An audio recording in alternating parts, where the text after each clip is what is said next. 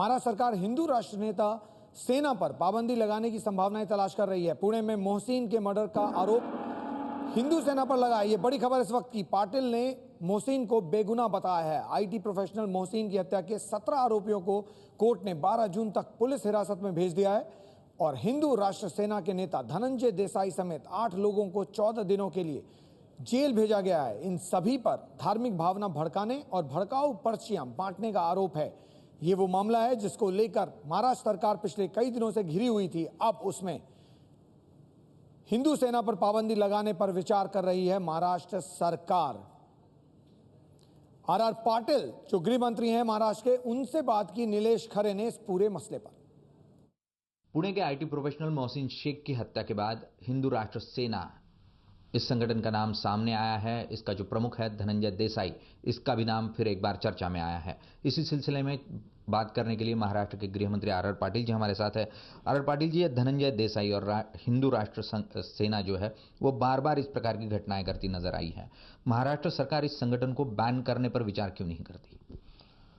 धनंजय देसाई और उसकी हिंदू राष्ट्र सेना कई गुने में शामिल है। कई बार इन्होंने माध्यमों पर कुछ ऑब्जेक्शनेबल पब्लिकेशन भी किए हैं। इस बारे में हम पूरा संशोधन कर रहे हैं कि इस संगठन पर बैन आ सकता है और किस आधार पर आ सकता है, इसकी जांच हो रही है।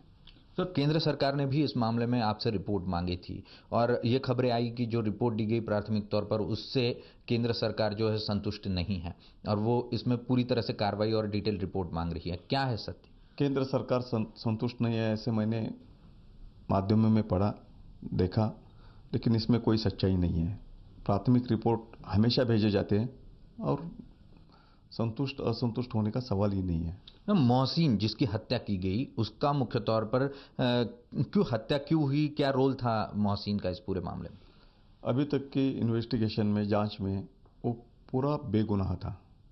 उस पर क्यों हमला किया पूरे जांच के बाद ही पता सामने आ जाए, लेकिन आज तक जो इन्वेस्टिगेशन हुआ है पूरा बेगुनाह एक इनोसेंट इंजीनियर था।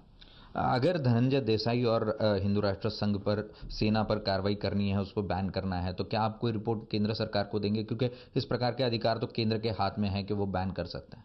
नहीं, उन पर आज तक कौन सी केस रजिस्टर हो गई है, उसके आधार पर बैन हो सकता है या नहीं, ये हम देख रहे हैं।